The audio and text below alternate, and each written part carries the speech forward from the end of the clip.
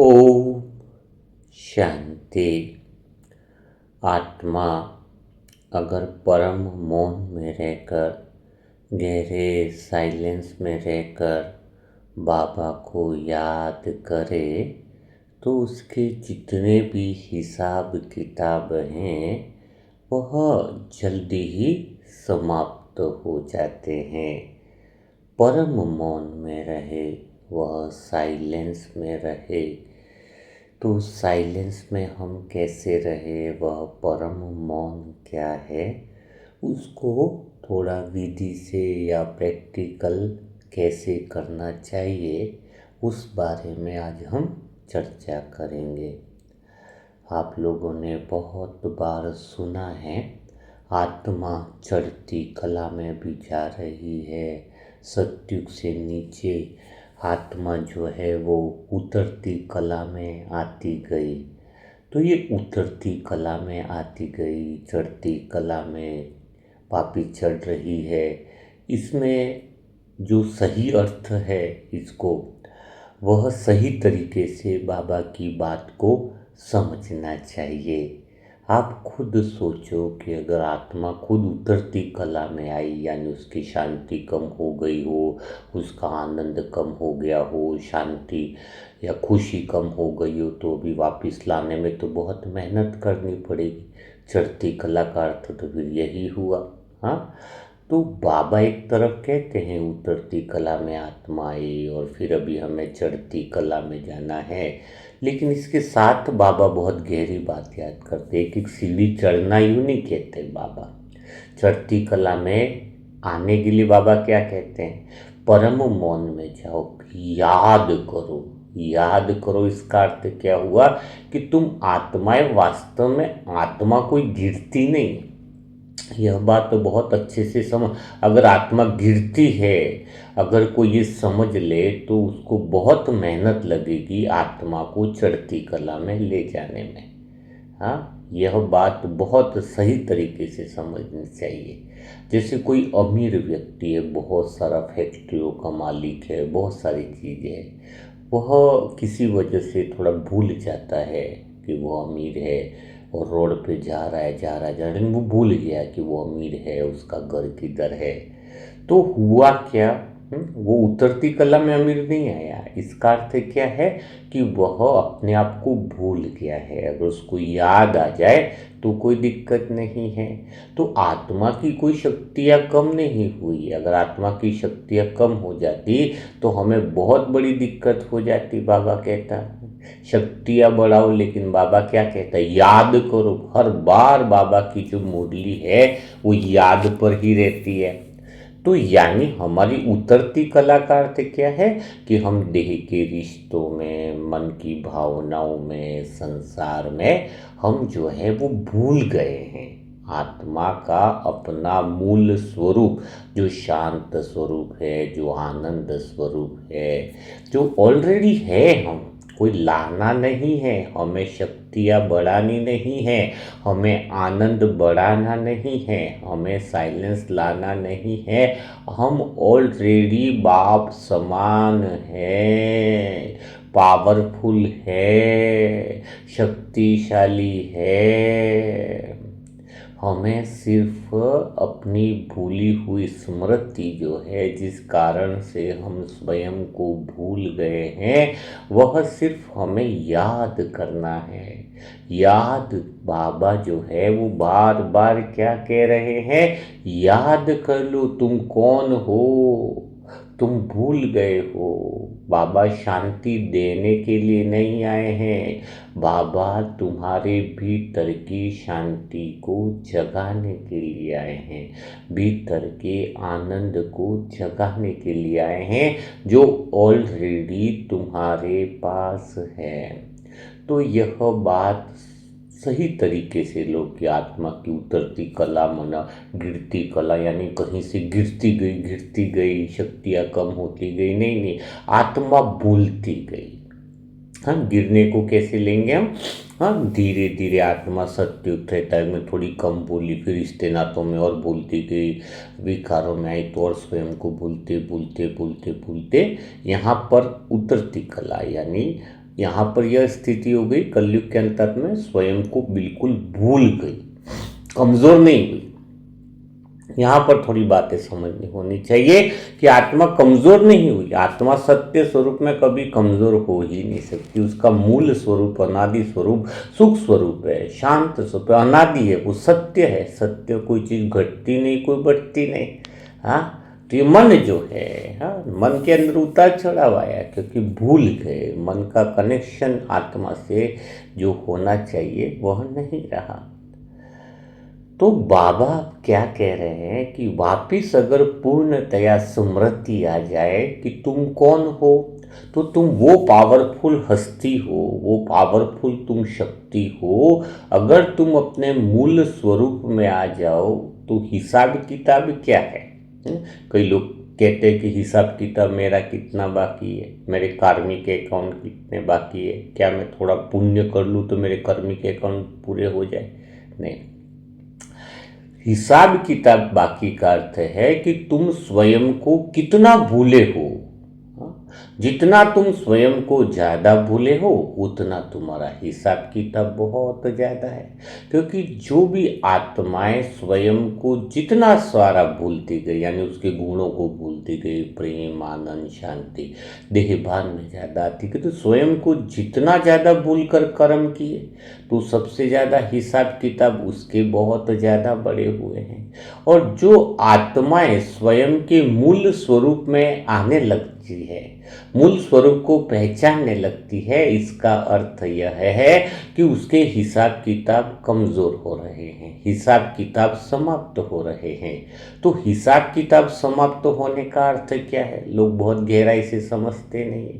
आज अगर इसी पल मैं आत्मा अपने मूल केंद्र में हूँ, सत्य स्वरूप में हूँ, तो मुझे कोई हिसाब किताब है ही नहीं ना, क्योंकि मैं तो दुख ले ही नहीं रहा हूँ। तो सामने वाला उल्टा बोले, दूसरा बोले, मुझे क्या फर्क पड़ रहा है? तो हिसाब किताब तो सेकंड में ही समाप्त हो गए। अगर देखा जाए कोई सेकंड में भी समाप्त करने की बात बाबा जो कहते हैं, मुक्ति और जीवन मुक्ति, सेकंड में मुक्ति।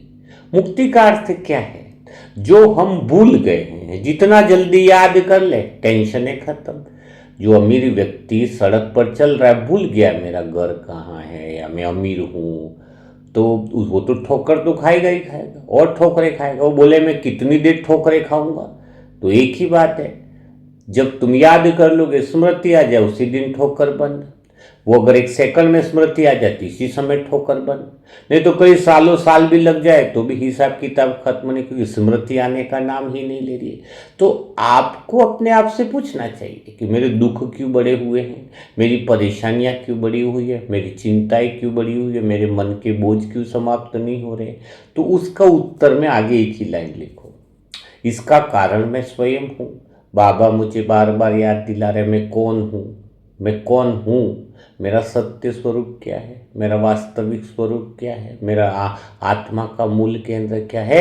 मैं मूल केंद्र से जितनी दूर हूँ, अपनी स्मृति से जितनी दूर हूँ, अपनी वास्तविकता से जितनी दूर हूँ, उतना ही मेरे को शरीर की बीमारियाँ समझो, चाहे पारिवारिक कष्ट समझो, चाहे धन की समस्याएं समझो, जो जितना मूल स्मृति से दूर है उतना ही विघन में है।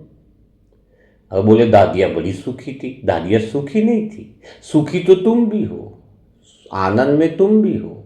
वो अपने मूल स्मृति में आ गई तो सुख दूर हुए, इस बात को क्यों नहीं समझते? जो भी मूल स्मृति में आ गया वो दुख उसका अंत कर लिया।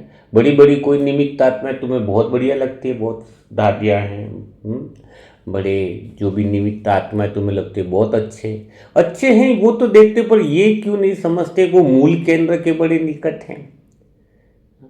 जितनी आत्मा मूल केंद्र के सत्य के निकट है, उसके हिसाब किताब उतने ही समाप्त है।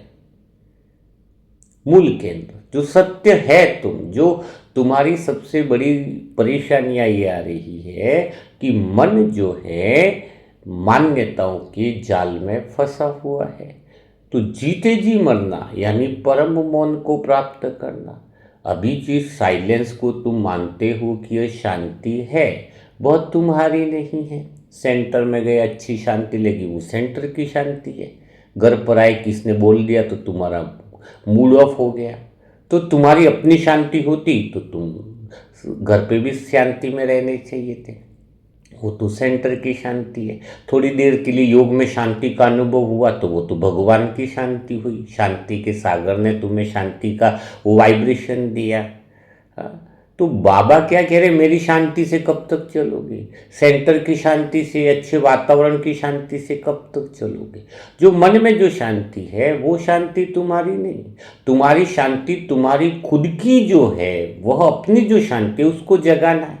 बाबा अपनी शांति के सागर से तुम्हें स्वयं की शांति को जगाने के लिए आए हैं। सत्युग में बाबा तो नहीं रहेंगे ना साथ में। तो हमें मेन बात क्या हुई कि हमारी मूल जो शांति है, हमारी जो मूल पावर है, जो मूल पवित्रता है। कई लोग विकार में हैं, थोड़ी देर के लिए विकार में नहीं जाते, कई दिनों तक बहुत अच्छे से रहते हैं, वायुमंडल के प्रभाव में रहते हैं, तो पवित्रता की शक्ति मिलती है। लेकिन वो खुद की पवित्रता की शक्ति नहीं हुई। खुद की पवित्रता की शक्ति में तो आत्मा विकारों की तरफ देख भी नहीं पाती। उसके अंदर मूल प्योरिटी आ जाती है ना आत्मा में, उसको घबराहट होती है, बेचैनी होती है अपवित्रता के वायुमंडल में। तो वो नेचुरल पवित्रता जो आ जाती है उसका अगर आप एक बार अनुभव कर लो नेचुरल पवित्रता का, तो जिंदगी बदल जाए। तो एक बार स्वीकार करे आत्मा। शुरुआत कहाँ से होगी, आत्मा स्वीकार करे कि अभी तक मुझे वो मूल जो शांति है, मूल जो मेरी खुद की जो शांति है, मेरी खुद की जो पवित्रता है, मेरे खुद का जो गुण है, आनंद है, प्रेम है, साइलेंस है, मुझे उसको अनुभव करना है, मुझे अपनी शांति को जगाना है, मुझे अपनी पवित्रता को जगाना है।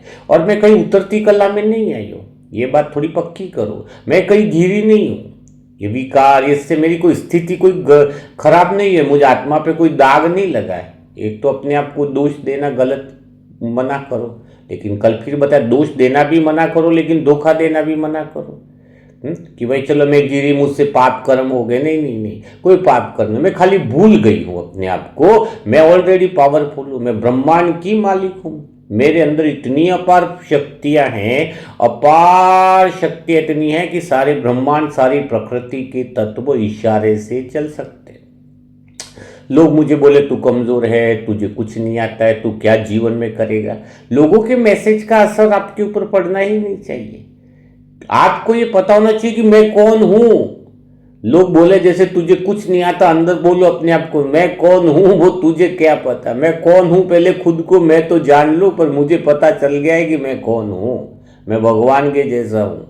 आज मैं दिख नहीं रहा हूं कि मैं कौन हूं, लेकिन जिस वक्त दिखूंगा तो दुनिया का क्या होगा, हालत पतली हो जाएगी कि कौन है हम। बाप समान है, भगवान के जैसे है, भगवान मेरे जैसा है, वो है, कोई साधारण आत्मा नहीं है हम।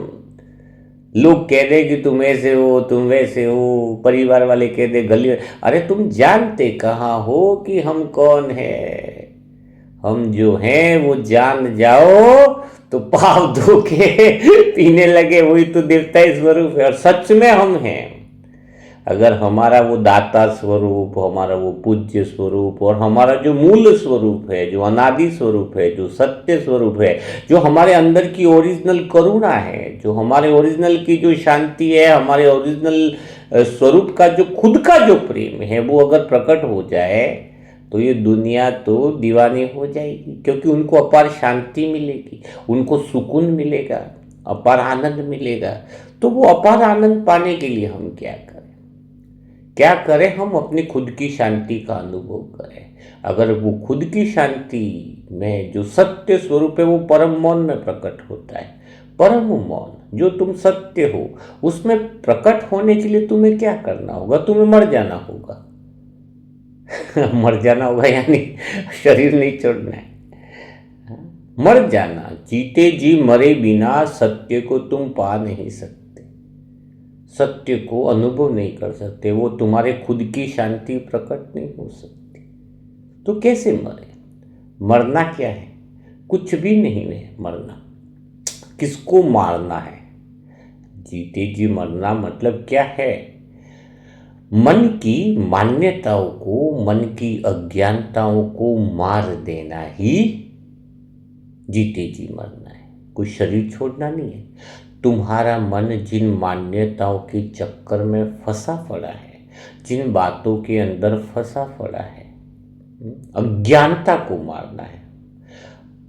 मन में जो भी रिश्ते नातों का बोझ है, मन में जो भविष्य की चिंताओं का बोझ है, कल्पनाओं का बोझ है, जो तुम नहीं हो, जो तुम स्वयं को मान कर बैठे हो, जो तुम हो नहीं और तुम मान कर बैठे हो, उन बातों को, उन मान्यताओं को मारना ही जीते जी मरना है। तो ऐसी कौन सी मान्यता है जो तुमने अपने अंदर बैठा रखी है? कौन सी ऐसी मान्यता है जो तुम्हें आत्मा की मूल शांति को जगाने नहीं दे रही है? तो पहली मान्यता जो बहुत ज़्यादा आत्मा को समझनी चाहिए, सीखनी चाहिए, पहली मान्यता बहुत पक्की होगी, 7 दिन तक भी इसको अभ्यास में लाना चाहिए, धारणा का सेशन में, कि मुझे किसी को राय नहीं देनी है, सलाह नहीं देनी है, मुझे किसी को सिखाना नहीं है। बिल्कुल साइलेंस हो जाओ। संसार एक गुरुकुल है, मैं यहाँ सीखने के लिए आई हूँ, मैं सिखाने के लिए नहीं आई हूँ। यह बात जितनी दृढ़ निश्चय में होगी, जितनी यह पक्की, कि ड्रामा चल रहा है, सभी रोल अपना निभा रहे हैं, कोई पूछे रहा है कि मुझे अब क्या करना चाहिए, तभी बताना, इसके पहले कुछ बताना ही नहीं। कोई पूछे तुमसे आकर अब मुझे क्या करना चाहिए, तो ही बताओ, तो ही बात का महत्व है। घर में भी बिना काम का ज्ञान मत देते रहो, वो ज्ञान है ना, घड़ा उल्टा है, नल का पानी कितना भी करो, घड़ा उल्टा है तो क्या वो पानी जाएगा? तो पानी तो ऑलरेडी वेस्ट गया ना, घड़ा उल्टा है, उसकी बुद्धि उल्टी है, अभी उसके ऊपर ज्ञान की बौछार करने से क्या फायदा? ज्ञान भी वेस्ट, समय भी वेस्ट और रिश्ते भी खराब। तो मुझे किसको सिखाना ही नहीं है, ये बात कोई 7 दिन तक पक्की कर ले, 7 दिन बिना सिखाने के अगर कोई आत्मा रह जाए तो खुद शांत हो जाए, खुद शांत हो जाए। हाँ, कोई पूछे राय ले तो बता नहीं, ये अलग बात है, तो पहला सिखाना नहीं है। दूसरी बात, हम बिना सिखाए अगर हम साइलेंस और मूल केंद्र में खुद आ जाते हैं तो हमारे कर्मों को देखकर घर वाले, दुनिया वाले सब सीख जाएंगे। अभी घर वाले डरे हुए, ये तो जब भी हो मुख से ज्ञान चालू कर देते, हर बात का ऐसा शातिर से जवाब देते कि ज्ञानी आत्माएं, बाबा के बच्चे बेचारे सामने वाले को चुप करा देते, बार बार उनको नीचा दिखाते हैं, अहंकार पे चोटें लगती है, हम बड़े ज्ञानी तो है लेकिन हम अनुभवी कम है ना, हमारे ओरिजिनल खुद का शांति तो बाहर नहीं दिख रहा है ना। हम ज्ञानी हैं, स्वरूपी कहाँ बने? बाबा के दिल की आशाओं के दीपक तो वही बनेंगे जो स्वरूप में बनेंगे। ज्ञानी बहुत हो गए, अनुभवी नहीं बने, और अनुभवी बनते हैं जब हम सिखाना बंद करते हैं कि हम इस दुनिया में सीखने के लिए आए हैं। स्टूडेंट है, बाबा कहते तुम गोडली स्टूडेंट हो, गोडली गुरु ऐसा तो बोला नहीं बाबा ने स्टूडेंट हो तो स्टूडेंट का कर्तव्य निभाओ। कोई पूछ ले तो राय दे दो, नहीं पूछे तो बिल्कुल, कहीं ट्रेन में बैठे हो, कहीं बस में जा रहे हो, कई लोग कहीं पर बिना काम के बड़े बोले चालू हो जाते हैं, लोग तो उनके साथ चलने में भी डरते, ये भी अपना ज्ञान चालू कर देगा। बिना पूछे तुम क्यों चालू हो जाते? तुम्हारे कर्म, तुम बिना बोले बहुत बड़ी सेवा कर दोगे, साइलेंस में रहोगे, मौन में रहोगे, गहरे साइलेंस में रहोगे तो तुम बिना बोले बहुत अच्छी सेवा कर लोगे। तो पहली बात है, 7 दिन 10 दिन प्रैक्टिस करके देखो, जीवन बदलने लगेगा कि मैं क्या हूँ, कि मुझे सिखाना नहीं है, मैं सीखने के लिए आई हूँ। दूसरी प्रैक्टिस जो करनी है वो यह है कि मुझे अब वैसा योग करना है, निष्काम वाला योग, कामनाओं से परे वाला योग करना है, मन की शांति अशांति, मन के सुख दुख से पार, कामनाओं से दूर वाला 10 मिनट 15 मिनट मुझे रोज एक टारगेट लेकर के बैठना है। योग करना है कि मैं आत्मा अपने मूल केंद्र में रहूं, सत्य स्वरूप में रहूं, उसी का ही योग करना है। कोई इच्छा, आशा, अपेक्षा, कामनाएं लेकर नहीं बैठना है। वो परम मौन में ही भगवान का अनुभव होगा, वो गहरे साइलेंस में ही तुम्हें भगवान का अनुभव होगा। और उस गहरे साइलेंस की जितनी स्मृति तुम्हें आती जाएगी, तुम्हारे हिसाब किताब कट जाएंगे। ये बात तुम्हें नोट करनी चाहिए। तुम 3 घंटा योग कर रहे हो, मूल स्वरूप का अनुभव नहीं कर रहे हो। तो टाइम लिमिट हो गई 3 घंटा योग करना। मैंने आज 3 घंटा योग किया। कोई 10 मिनट योग कर रहा है, लेकिन उसका लक्ष्य है निष्कामना। कोई कामनाओं से परित, कामनाओं से रहित मैं आत्मा मूल केंद्र में जाऊं। हाँ हाँ, तो मूल केंद्र में सत्य का स्वरूप गहरे साइलेंस में जाकर मूल स्वरूप का अनुभव अगर कोई आत्मा 10 मिनट का योग कर रही है और वो कर लेती है, तो वो कनेक्शन हो गया। बाकी तो आदत है 3 घंटा बैठना, दो, ये तो आदत है। योग में बैठने की आदत से क्या फायदा? किसी को हम मैसेज करते रहते व्हाट्सएप पर, लेकिन संबंध नहीं है दिल से, तो मैसेज का क्या फायदा है? पूरा दिन मैसेज करते रहो, क्या फायदा है? संबंध, कनेक्शन, कनेक्शन साइलेंस में है। तो पहली बात ये पक्की करो कि मैं 10 मिनट योग में बैठूं। समय को मत बैठो मुझे 1 घंटा बैठना है, 3 घंटा बैठना है, नहीं। जितनी देर में बैठूं, दिल से बैठूं, मूल केंद्र में जाऊं, निष्कामता वाला योग करूं। यह प्रैक्टिस आपको बढ़ानी चाहिए, क्योंकि निष्कामता के योग से ही मूल केंद्र की स्मृति जितनी पक्की हो जाएगी, अंदर की शांति से कनेक्शन जितना ज्यादा हो जाएगा, हिसाब किताब उसी समय समाप्त हो जाएंगे, समाप्त हो जाएंगे। तो कैसे प्रैक्टिस करनी चाहिए, जो सारे संगम युग में ज्ञान का आधार है? कैसे शुरुआत करनी चाहिए? कैसे हमें मूल केंद्र में परम मौन में जाना चाहिए, जो आत्मा की शांति है, आत्मा का आनंद है, जो आत्मा का मूल केंद्र में है। तो यह प्रैक्टिस आज से आप आत्माओं को करनी चाहिए। 1 महीना अगर कोई आत्मा सच में इस प्रैक्टिस को कर ले, तो बहुत आनंद आ जाता है, सच में बहुत आनंद आ जाता है। यूं लगेगा कि मुझे, मैं अंतर्मन से अगर बात कहूं, तो कोई अगर 1 महीना दिल से अनुभव करे ना, तो आप आत्माओं की, कोई लोग पूछते हैं योग से क्या बीमारियां खत्म होती है? देखो, एक जवाब आता है। कई लोग सेशन डालते हैं, वीडियो पे डालते हैं 21 दिन में तुम्हारी बीमारी खत्म, कोई डालते हैं 21 दिन में धन की समस्या खत्म। ये सब फालतू बातें, फालतू बातें। 21 दिन में ये परेशानी, लेकिन सही बात भी है। वो फालतू बात इसलिए क्योंकि वो विधि सही नहीं है। 21 दिन 25 दिन जो विधि है, विधि है नहीं, ऐसी नहीं है। तुम हर समस्याओं, हर विघ्नों से पार हो सकते हो, शरीर की कैंसर जैसी बीमारी से ठीक हो सकते हो। ये मैं अंतर्मन से आपको बता रहा हूं, बिल्कुल अंतर्मन से, प्योरिटी के साथ अंदर से बात निकल रही है। लेकिन अगर मैं खुद आपको बोलूं, एक तो अगर मुझे आपके कैंसर जैसी बीमारी, अनिवन में एक एग्जांपल दे रहा हूँ किसी आत्मा की, एक तो मेरे पास 2 उपाय है उसको बीमारी को सदा के लिए मुक्त करने के। एक तो हम बहुत सारे मिल करके दुआ करें, और दुआ फिर उतनी करें, पता नहीं उसका हिसाब किताब कम, अगर कम है तो बहुत सारी दुआओं से वो जल्दी निकल जाएगी बीमारी। अगर हिसाब किताब बड़ा है तो फिर हम सबको मिलकर बहुत सारी दुआएं बहुत समय तक करनी पड़ेगी। पहला तो एक इलाज है, ठीक है, आपको समझ में आ गई बात। लेकिन एक दूसरा इलाज कौन सा है? आप सारी समस्याओं से मुक्त, कितनी भी बड़ी विघ्न आप निकल सकते हो, अगर आप आत्मा साइलेंस में रहकर मूल स्मृति को बढ़ा देते हो, तो कितना भी बड़ा कड़ा हिसाब किताब हो, कहते हैं ना बाबा अजामिल जैसा पापी भी सुधर सकता है। तो इसका अर्थ क्या कहना चाहते हैं कि आत्मा को याद आ जाए कि मैं मूल स्वरूप जो है, जितना तुम्हें याद आ गया, हिसाब किताब से तुम मुक्त हो गए। पकड़ शरीर की, बीमारियों की सब ढीली हो जाती है, समस्याओं की पकड़ ढीली हो जाती है। तो आप, यह योग की सही विधि और सिद्धि है। सच में कह रहा हूं, कोई योग की विधि और सिद्धि करना चाहे, सारी बीमारियों से, सारी परेशानियों से मुक्त हो सकता है। इसलिए इस पर बहुत प्रैक्टिकल बुक बनाई कि प्रैक्टिकल में सारी दुनिया को हम धन की समस्या से मुक्त कैसे करें, कैसी भी विघ्न है उससे मुक्त कैसे करें, लेकिन उसको खुद को यह विधि अपनानी चाहिए। तो आप भी शुरुआत करो, पहले खुद अनुभवी बनो, फिर दुनिया को बनाओ। मुझे आत्मा ने बहुत प्रैक्टिस करी है, इसलिए मैं आत्मा बता रही हूं। आज सच में मैं आत्मा खुश हूं, क्योंकि मैं आत्मा किसी चीज पे निर्भर नहीं हूं।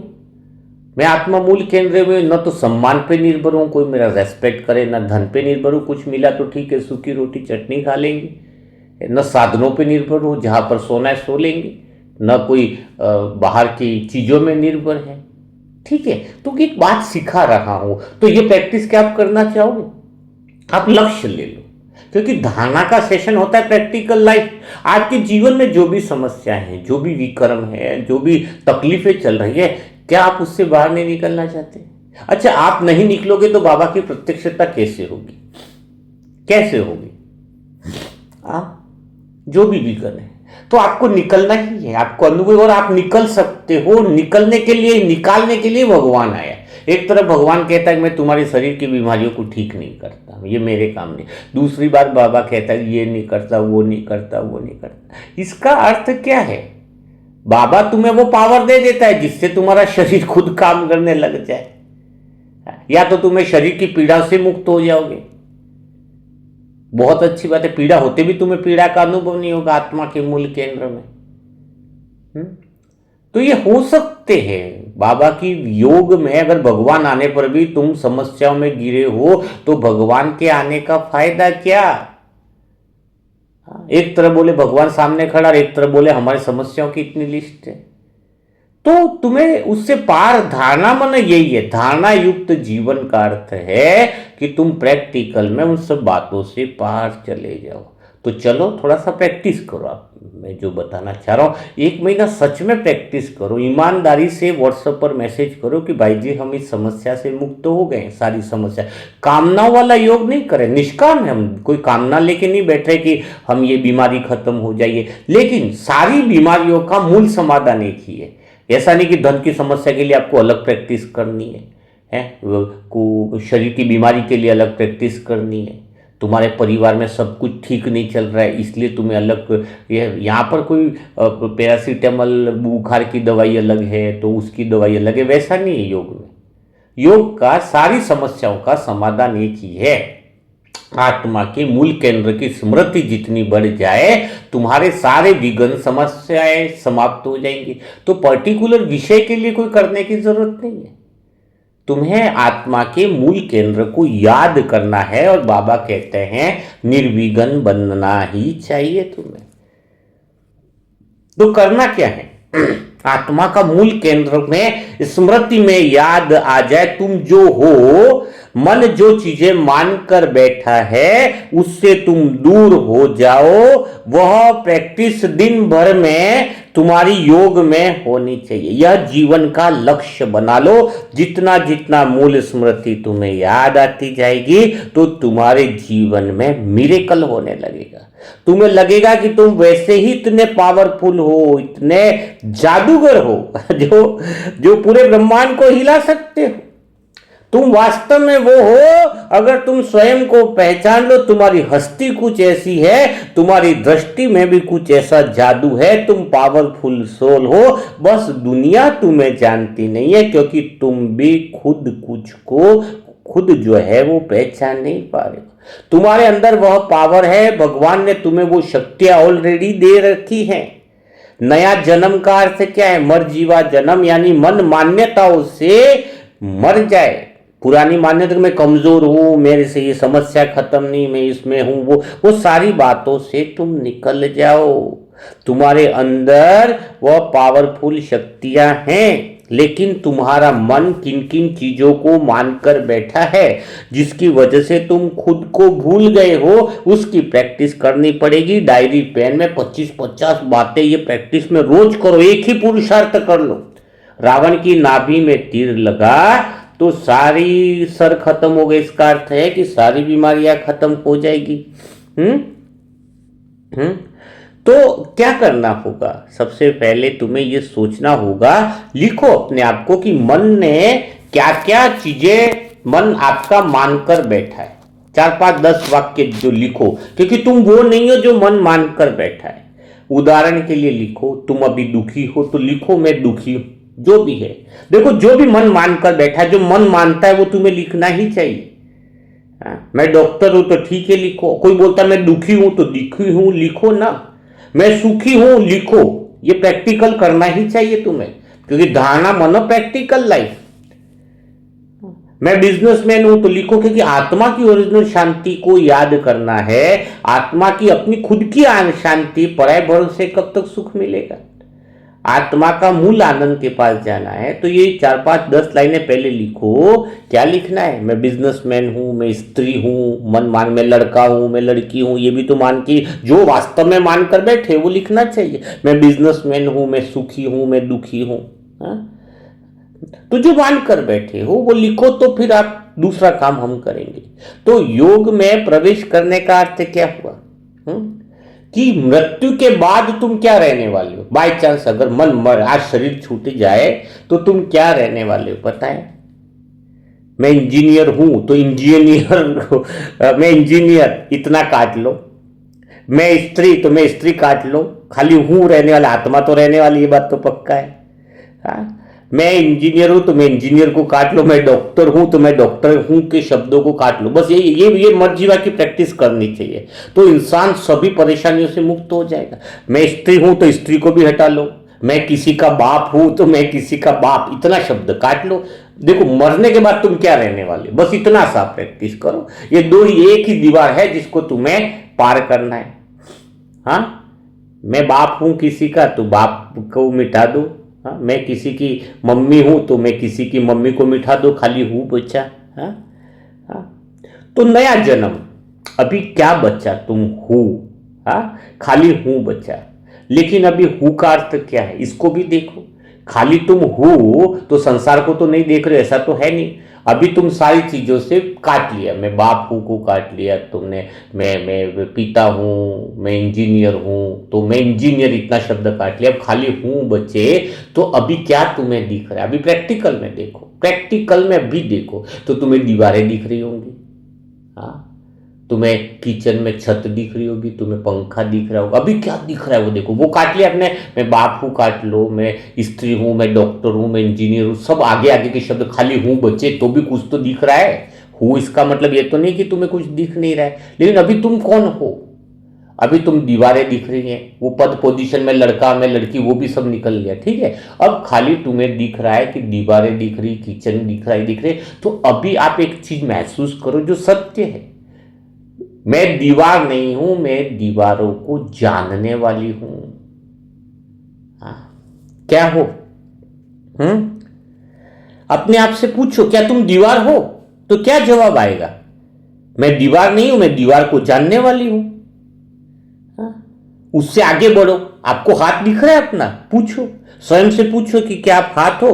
तो क्या जवाब आएगा? मैं हाथ नहीं हूं, मैं हाथ को जानने वाला हूं। थोड़ा और आगे बढ़ो आप, धीरे धीरे, यही है तो मूल स्वरूप में आने की, सारी समस्याओं का निराकरण करने की यही बात है। तो मूल स्मृति में आ जाओ, कोई भी विघ्न तुम्हारे पास नहीं रहेगा। देखो, तो आप अपने हाथ को देखो, मैं हाथ हूं, तो आप क्या बोलोगे? मैं हाथ नहीं हूं, मैं हाथ को जानने वाला हूं। थोड़ा और आगे बढ़ो, अपने चेहरे को देखो, आंख कान नाक को देखो, दिखाई दे रहा है, पर आप बोलो मैं चेहरा हूं, तो तुरंत क्या जवाब आएगा? जवाब क्या आ रहा है? ऑटोमेटिकली जवाब आ रहा है ना। क्या जवाब आ रहा है? मैं चेहरा नहीं हूं, मैं चेहरे को जानने वाला हूं। अब थोड़ा सा हम गहराई में जाएंगे। आप मन के विचारों को देखो, मैं दुखी हूं, मैं सुखी हूं, तो और तुम्हें मजा आएगा। जब तुमने दीवार को देखा तो जवाब आया मैं दीवार नहीं हूं। जब चेहरे को देखा तो मैं चेहरा हूं, तो आप बोलोगे मैं चेहरा नहीं हूं, मैं चेहरे को जानने वाला हूं। मैं हाथ हूं, तो बोले नहीं, मैं हाथ को जानने वाला हूं। तो अभी विचारों को देखो, थोड़ा और आगे बढ़ गए। अब विचार आया कि मैं दुखी हूं, बोल रहा है। विचार में क्या, मन में विचार आ रहा है, मैं दुखी हूं बोल रहा है, मैं खुश हूं बोल रहा है। कोई विचार बोल रहा है कि मैं परेशान हूं बोल रहा है, कोई विचार बोल रहा है मैं स्त्री हूं बोल रहा है, अभी भी कोई विचार बोल रहा है मैं पुरुष हूं। तो आपको, आप पूछो अपने आप से, क्या विचार हो? वो जो विचार बोल रहा है, क्या आप विचार हो? अपने आप से पूछो कि क्या मैं ये विचार हूं? तो तुरंत आपके पास जवाब आएगा, नहीं, मैं ये विचार भी नहीं हूं, मैं खाली इस विचार को जानने वाली हूं। क्या हूं मैं? वो मैं विचार भी नहीं हूं, मैं दुखी हूं वह भी मैं नहीं हूं। मैं कौन हूं? मैं वह हूं जो मैं दुखी हूं जो बोल रहा है, उसको जानने वाली मैं खाली हूं। हूं का मतलब क्या है? वो शब्द सारे कट गए हूं खाली बचा। मैं दुखी हूं, नहीं नहीं, मैं दुखी हूं इस विचार को जानने वाली खाली हूं। अगर विचार बोल रहा है कि मैं खुश हूं, तो मैं खुश भी नहीं हूं, मैं खुशी हूं ये इस विचार को जानने वाली। मैं खुश हूं क्या मैं ये विचार हूं? आप खाली विचार हो क्या? नहीं, आप तो विचारों को जानने वाले हो। आप लड़की हो, मन में विचार है मैं लड़की हूं, तो मैं लड़की हूं, नहीं, मैं लड़की हूं इस विचार को जानने वाली मैं हूं। तो खाली क्या बचा तुम्हारे पास? खाली तुम हो। शब्दों के जाल से पार चले गए, शब्द भी कट गया। मैं हूं का मतलब है मैं खाली हूं बचा है। शब्दों के जाल को भी खत्म कर दो, क्योंकि आप कौन हो? हर एक शब्दों को जानने वाली हो। आप खाली हो, कोई लेबल ही ना बचा। मैं सुखी हूं, नहीं। मैं भाईजी हूं, नहीं। मैं सेवादारी हूं, नहीं। कोई नहीं है, हम तो कोई लेबल ही नहीं बचा। मैं जानने वाली हूं। हाँ? मैं खाली हूं। जितनी इसकी प्रैक्टिस करना यही योग है, इसके अलावा कोई योग नहीं है। कमेंट्री वाला योग नहीं है, चंद्रमा तारे उड़ने वाला योग नहीं है, समझ लो। प्रैक्टिकल योग यही है। बाबा कहता है कोई उतरती कला नहीं होती, कोई आत्मा ऊपर की बिल्डिंग से नीचे की बिल्डिंग पे गिरती नहीं। बाबा के शब्दों को, अर्थों को पकड़ो। आत्मा मूल स्वरूप को भूल गई है। चढ़ती कला मतलब ये नहीं है, बाबा का चढ़ती कला होती तो बाबा कहते चल जाओ सीढ़ी पर चढ़ जाओ तुम। इसके अर्थ को समझो कि याद करो। बाबा बार बार क्या करते हैं? सीढ़ी पे चढ़ो चढ़ो तो नहीं कहते, बाबा कहते तुम याद करो। यही याद है, तुम खाली हो। कोई लेबल नहीं, कोई लेबल ना बचे। खाली हूं अगर मैं बोलूं। अच्छा, मैं तो कहता हूं मैं शांत हूं, यह भी नहीं बचे। मैं शांत हूं उसको भी मैं जानने वाला, ये भी विचार मैं नहीं हूं कि मैं शांत हूं। खाली मैं शांत हूं वो विचार है, उसको भी जानने वाली खाली हूं। यहां भी अटकना नहीं है। मैं शांत हूं, मैं आनंद हूं। फिर तो दुनिया की शांति होगी ना। विचार की शांति तो दुनिया की शांति हो गई। तुम तो खुद आनंद हो। अगर कोई विचार कहे, मन बोले कि मैं शांत हूं, तुम बोलो कि मैं यही हूं, उससे संबंध बना रहे हो, यानी ये तो विचार की शांति संसार की शांति हो गई। नहीं, जो बोल रहा है मैं शांत हूं, तो मैं तो उसको भी जानने वाली हूं। तुम्हारा तो स्वरूप ही आनंद वाला है, तुम्हारा स्वरूप ही शांति वाला है। मैं आनंद हूं इस विचार को जानने वाली हूं। बाबा क्या कह रहे? मैं और मेरे को खत्म कर देना, खाली हूं। विचारों को जानने वाली खाली हूं। शब्दों से पार शब्दों को भी जानने वाली खाली हूं। अब हूं, कौन हूं मैं? अब खाली क्या बचा? खाली क्या बचा? क्या फीलिंग बची? खाली हूं। पर खाली हूं जो बचा है, पर हूं कौन है? अब बात यहां पर भी सोचो। खाली हूं बचा ना। न मैं हाथ हूं, मैं हाथ को जानने वाली हूं। दीवार में विचारों को जानने वाली हूं। मैं दुखी भी नहीं हूं, मैं दुखी हूं इसको जानने वाली हूं, उस विचार को जानने वाली हूं। तो खाली हूं बचा। अब हूं में कौन सी फीलिंग बची है? मैं कौन हूं? खाली हूं बचा है, तो मैं आदि हूं न अंत हूं। हूं वह जो न आदि है न अंत है। हूं वह है जो न दुख है, जो सुख और दुख के पार परम सुख है। सुख है, अतीन्द्रिय सुख इसी को कहते हैं। हूं कौन है? जो न आदि है न अंत है। खाली हूं, न मेरा भूत है न भविष्य है, जानो सुख दुख से पार हूं। खाली हूं, परम सुख हूं। ना स्त्री हूं न पुरुष हूं, मैं खाली चैतन्य सत्ता हूं। मैं खाली हूं, वह हूं जो काल से पार अमर हूं। मैं वह हूं, खाली हूं जो जन्म मरण से भी प्यार, जन्म मरण को भी जानने वाली हूं। मैं जन्म नहीं ले रही हूं, मैं जन्म को जानने वाली हूं। मैं मरण मृत्यु को नहीं पा रही हूं, मैं मृत्यु को भी जानने वाली। मैं खाली हूं, जन्म को भी जानने वाली हूं, मरण को भी जानने वाली हूं। अमर हूं, हूं जिसका कभी विनाश नहीं हो सकता। मैं वह हूं जिसमें ब्रह्मांड की सारी असीम शक्ति समाई हुई है। मैं वह हूं जिसके अंदर इतनी असीम शक्तियां, इतनी असीम पावर है जो प्रकृति के पांचों तत्वों को भी कंट्रोल करता है। मैं हूं, निर्भय हूं, निडर हूं। यानी कौन है? खाली हूं परम शांति हूं। मैं हूं, मैं खाली आनंद में हूं नहीं, मैं परम आनंद हूं। मैं हूं जिसमें परम आनंद समाया हुआ है ऑलरेडी, जिसमें परम शांति समाई हुई है, जिसमें परम पवित्रता ऑलरेडी समाई हुई है। मैं हूं का अभ्यास, सुख दुख के पार की अवस्था का अनुभव, उस हूं की अवस्था का अनुभव करने से आप परम आनंद में स्वतः ही खो जाओगे। उस हूं का अनुभव करने से सारे विश्व में आपके आसपास भी सुख समृद्धि का जीवन स्वतः ही हो जाएगा। उस हूं की अवस्था का अनुभव करने से सारी समस्याओं का समाधान स्वरूप, सारी समस्याओं भी समाधान स्वरूप स्वतः ही हो जाएगी, क्योंकि हूं के आसपास का जीवन स्वतः ही एक परम प्रेम की अवस्था वाला हो जाता है, एक परम शांति वाली अवस्था का अनुभव रहता है। एक हूं का अनुभव करने वाला सुख दुख से पार है। जो जीवन है वह हूं, न तो किसी चीज का सुख, न किसी चीज का सुख दुख, सभी सुख दुख से पार की अवस्था का जो जीवन है, परम प्रेम देने वाला जीवन। न किसी से राग, न किसी से द्वेष, न किसी से दोस्ती, न किसी से बैर। यानी वह जो सच्चा जीवन बाबा हमें जो सिखाना चाह रहा है, सत्य अवस्था का जो जीवन सिखाना चाह रहा है, तो वह हूं मैं। उसकी अवस्था है कि मैं खाली क्या हूं, मैं कुछ भी, उस कोई लेबल नहीं है। मैं कर्जे वाली आत्मा नहीं, मैं धनवान आत्मा नहीं, मैं पद पोजीशन वाली नहीं, मैं खाली हूं।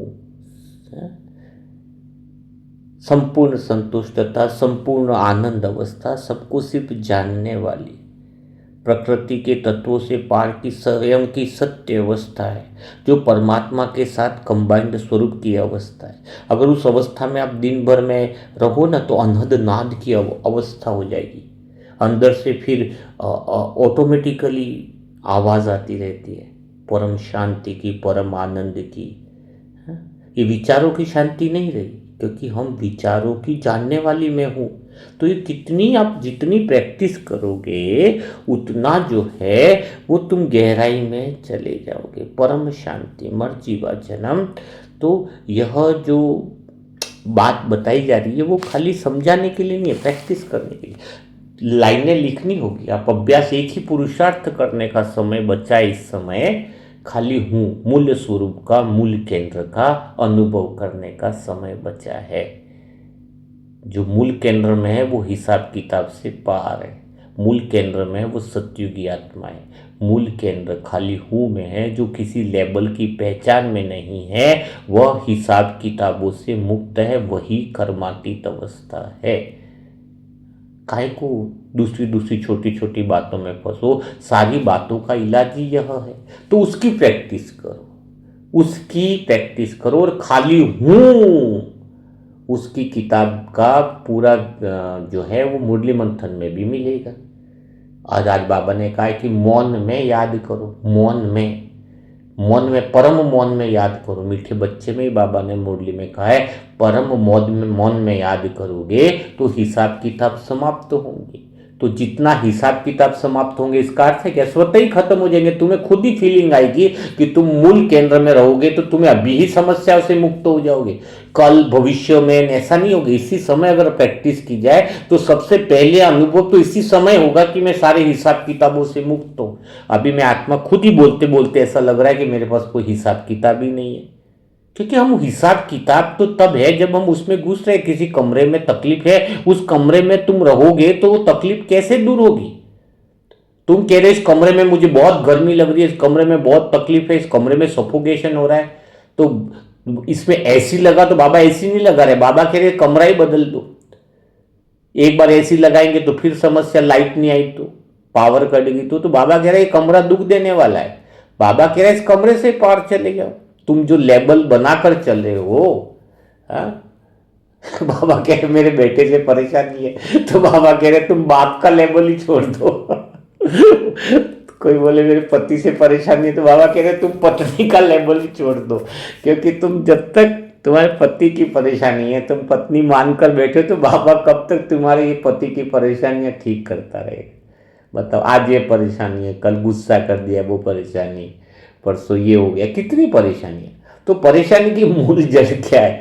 तुम वो लेबल से ही दूर चले जाओ। हाँ, यहाँ पर तो सीधा इलाज है भाई। यहाँ पर क्या है, तुम्हें गलत फहमी में नहीं रखा जाएगा, सच बोला जाएगा। जो मूल परेशानी है वो तो लेबल की है।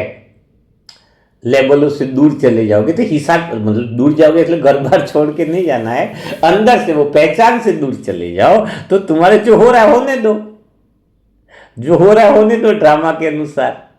हाँ? आप तो वो विचार हो ही नहीं ना, तो उससे पार चले जाओ, खाली हूं में रहो। तो आज का मुरली मंथन कैसा रहा? आज आपको क्या सीखने को मिला? क्या आज आप खाली हूं की प्रैक्टिस करोगे? और उसकी प्रैक्टिस और ज़्यादा अच्छे से करने के लिए मुरली मंथन की बुकों का सेट बुक करवा लीजिए।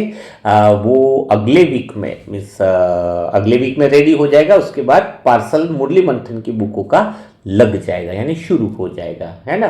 फर्स्ट 14 मुरली मंथन की बुक की सेट है, उसमें खाली हूं की प्रैक्टिस, क्योंकि इतनी सारी बातें आपको कहाँ लिख पाओगे। मुरली मंथन एक जीवन का सार है। इतनी बड़ी मेहनत से सोचो कितना टाइम लगा होगा उन सबको तैयार करने में, रेडी करने में मेहनत लगी है। लेकिन ये मेहनत किस लिए लगी है? आप आत्माओं की उन्नति हो जाए, आप आत्माओं का जो है वो चेतना का स्तर बढ़ जाए, आप निर्विघ्न हो जाओ। हम चाहते हैं कि आप निर्विघ्न हो जाओ, है ना। तो ये मुरली मंथन सेट जो है वो 14 बुकों का है, 2800 रुपये का है।